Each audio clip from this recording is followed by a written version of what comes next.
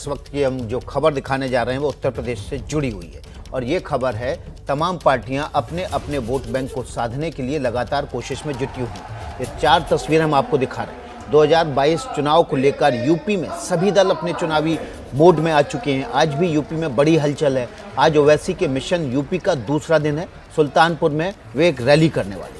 BSP अध्यक्ष मायावती ने आज बड़ी बैठक बुलाई है। सभी जिलाध्यक्षों के साथ बैठक करके वो आगे की रणनीति पर चर्चा करेंगे। दूसरी ओर बीजेपी के प्रबुद्ध सम्मेलन का आज चौथा दिन है। ब्राह्मणों को साधने के लिए बीजेपी लगातार सम्मेलन कर रही है और समाजवादी पार्टी से लेकर तमाम पार्टियां अपने अपने वोट को साधने के लिए यात्राएं भी निकालने की तैयारी में। समाजवादी पार्टी जनादेश यात्रा भी निकाल रही है। साथ ही किसान नौजवान यात्रा का दूसरा चरण भी शुरू हो रहा है।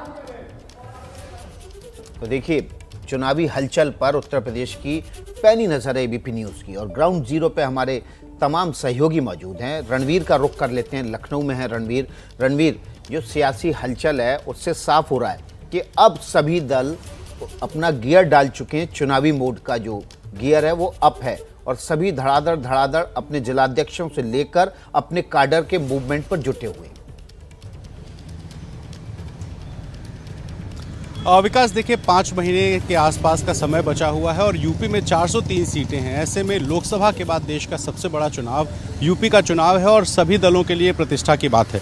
अगर बात करें बीजेपी की, सत्ता में है और उसका एजेंडा बिल्कुल क्लियर है कि हिंदुत्व की लाइन पे चलना है और विकास को अपना दूसरा एजेंडा बना करके लोगों के बीच पहुंचना है। लेकिन अगर बात करें बाकी विपक्षी दलों की, तो अभी लड़ाई ये है कि मुख्य विपक्षी दल कौन है और इसी जद्दोजहद में समाजवादी पार्टी, बसपा और कहीं ना कहीं कांग्रेस भी इस कोशिश में लगी है कि अपने आप को मुख्य विपक्षी दल बता सके।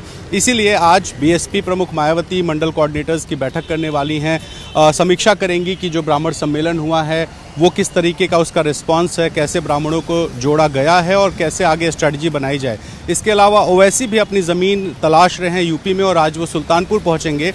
कुछ चुनिंदा सीटें उन्होंने अपनी टारगेट कर रखी हैं, जहां मुस्लिम बहुल इलाके हैं वहां पहुंचना है, मुसलमानों को बताना है। और जिस तरीके से कल ओवैसी ने कहा कि 60 साल उनको जिताया है और अब मुसलमान जीतेंगे, हम जीतेंगे, तो ये बताने की कोशिश कि अगर मुसलमानों का अच्छा और सच्चा रहनुमा कोई है तो वो ओवैसी हैं। इसी कोशिश में वो लगे हैं। यूपी में 3 दिन का दौरा है और कल अयोध्या से उन्होंने शुरुआत की है। तो सभी राजनीतिक दल अपनी अपनी तरीके से कोशिश कर रहे हैं। आप समाजवादी पार्टी को भी देखिए, आप जिन दलों के साथ उनका गठबंधन हो गया है उन दलों को भी आगे करके वो चुनाव मैदान में उतरने की कोशिश में लगे। जी, तो रणवीर ग्राउंड जीरो से मौजूद थे, जो बता रहे थे किस तरह से उत्तर प्रदेश में विधानसभा चुनाव से पहले अपने चुनावी मोड में आ गए हैं सभी दल। अपने काडर को किस तरह से मोबिलाइज करने के लिए लगातार बैठकें, यात्राएं और सम्मेलन कर।